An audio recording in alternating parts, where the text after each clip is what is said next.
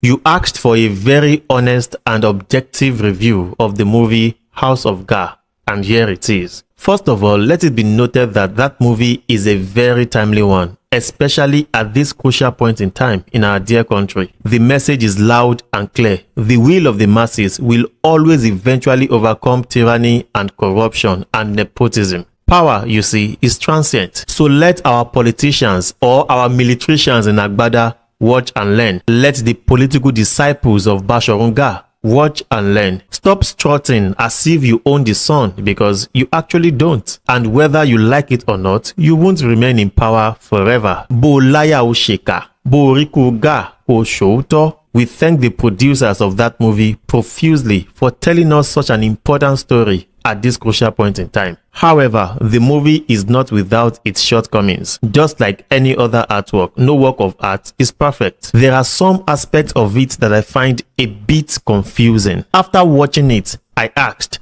are we to take House of Gar as a historical movie or a faction, that is a mixture of fact and fiction, which is what the movie presents to us? And by the way, the fictional part of the movie far outnumber the factual part by a huge margin. So is House of Gar supposed to be the actual story of Basharun Gar, or an adaptation of the real account? As a faction, it is a very excellent movie, no doubt. But as a historical movie, it leaves us with a lot of areas of confusion. Maybe the producers were simply after just creating a parody. But even in parodies, especially when dealing with historical stories, certain facts cannot be distorted. Now, here are a few parts of the movie that I find a bit confusing. The movie opens with Gar leading a war with the Ààrẹ Ọ̀nà Kakanfò as more or less a subsidiary. That begs a lot of questions, but more interestingly, the war ends in victory, and King Labisi, who was still a king-elect in fact because he hasn't been crowned, he rewards Gar by making Gar the Basharun. But soon after, we see Ashipa, one of the chiefs who make up the Oyomesi,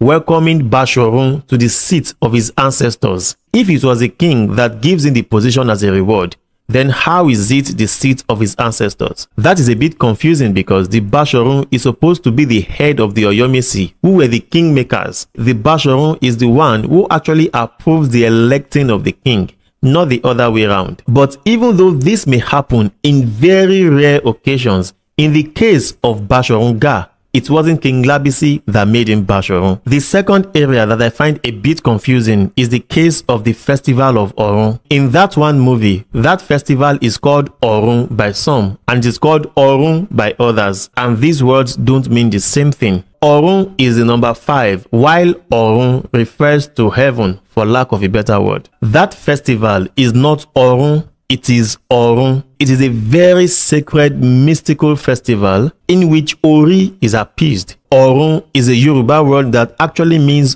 origin, your source. And it is in fact from that festival that the Basharun got his name, Oshorun, Enitinshi Orun, the one who orchestrates the Orun festival. That is his primary duty. And it is because of the very important nature of that festival that the Basharun himself becomes a very important personality in the government of the old Oyo Empire. So Iba is added to Oshorun and it becomes Ibatinshi Orun, the Lord who orchestrates the Orun festival, which gets shortened to Basharun. So there is no way that festival could have been Orun. It is Orun. But in the movie, some call it Orun, while others call it Orun. In that same scene of the Orun festival, the Basharun appoints his sons and relatives as Ilari. Now, that isn't wrong because while the Ilaris are the special preserve of the Alaafin, the Iba is also allowed to have Ilaris. But these Ilaris are always given to the Basharun by the Alaafin. But by making the Basharun choose his own Ilaris,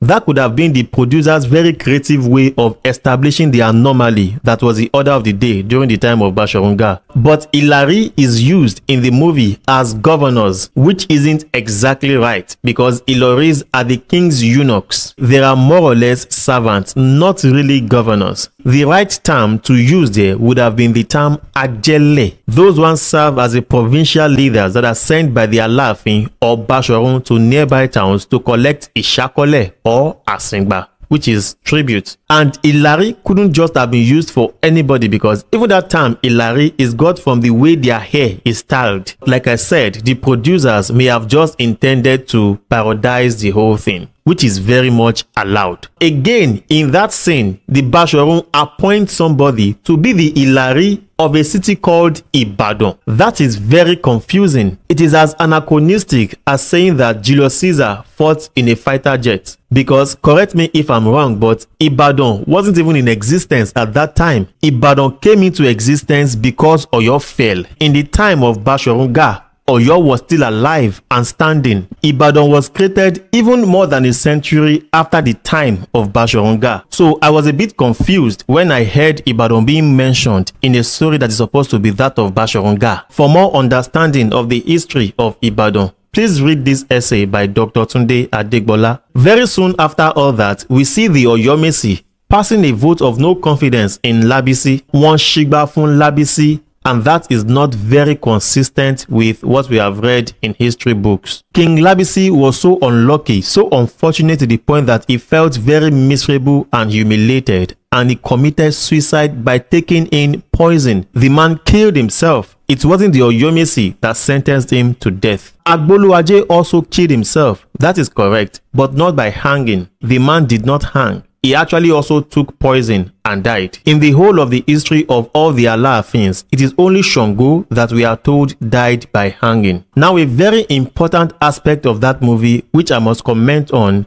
is the costuming. The costumes, I must say, are very beautiful. Extremely beautiful, in fact. They made the whole movie very colorful. They are part of the theatrical elements that make the movie a very sophisticated one. Except that our warriors never dressed like this. The hairstyles, especially that of the men, are a bit also very different from what used to happen in those days. In fact, it was very rare to see men plait their hair unless it was connected to something spiritual or religion in general. Shango devotees, for instance, plait their hair, and even the Are Ona Kakanfo. Some priests too do it, but it was rarely done for fashion. It was always connected, like I said, to something spiritual or religion in general. And at what point did we start using cowries for fashion? Please note that this was a time when cowries was still being used as money. Even the Basharun promises to compensate someone by giving him a bag of cowries. Yet we see almost everyone in the movie dressed in cowries. Even the lowest of the eshors, the king's guards, were dressed in cowries. It was never like that. Owo Eyo was so precious that even if you found it on the body of a person, they usually were very wealthy, and they wore it on very, very special occasions. The Anyibas, or sons of the Basharun, didn't always dress their hair in cowries as you see in that movie. Their necks was not covered in cowries. The king's guards didn't have cowries on their arm or on their clothes or whatever. But away from all that, our warriors never fought like this. This kind of sword play and sword fighting was never our style. And what we called Ida was not this kind of a long sword. Ida is small. It is just like the knife. The only difference between Ida and Obe is the fact that Ida is double-bladed. Ida has two sharp edges while Obe has just one. Ida ni ojú méjì, Obe ni ojú kan, but they are the same in size. Ida at best could only be used for stabbing. We didn't use it to fight like this because it was never even this long in the first place. We didn't wear helmets too when fighting. But this is not a huge problem because the producers are allowed to be creative. There is poetic license or creative license as we call it. But then the movie is presented as a historical one, not as a parody. And so there are many innocent people who would take this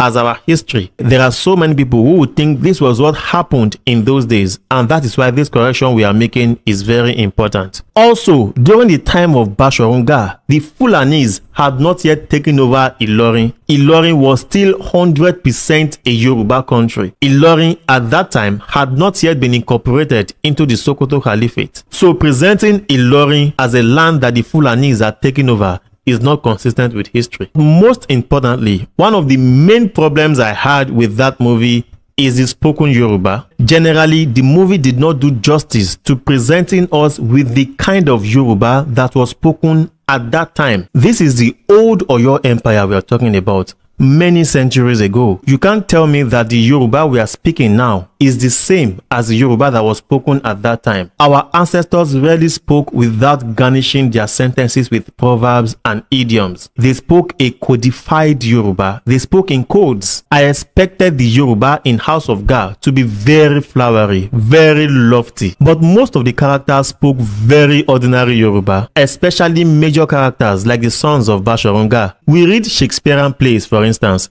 Compare the Shakespearean English with the English that is being spoken today. That is how clearly different the old Yoruba is to the one we are speaking today. I expected to hear very rare proverbs, a lot of very rare proverbs, and rare words too. Words that have gone extinct today. The language is an important part of what establishes the setting of the story. Whoever listens to that movie without even watching it should easily know that this is a centuries-old story that we are reenacting. Like I said, the Yoruba spoken in the movie is more or less ordinary, except for a very few number of characters. But I must commend the acting of Basharun Gaa. If there was anything more than justice, that is what Femi Branch did to that role. He played the role handsomely well. Cinematography-wise, the pictures are perfect. The camera angles are superb. The CGIs are very cool. About this time a decade ago, we couldn't produce anything close to the quality of what we have in House of Gaa, which shows that we have come a very, very long way. And this is the proof we need that in the next 10 years or even less, we will be able to produce movies that will compete at any level in the whole of the world. In conclusion, there is one very interesting proverb that is used by Babadele Odule in one of the scenes in the movie. The proverb is Beba fi bembe mi, o fi konkoko. I like the proverb so much, and very soon I will be explaining it in another video.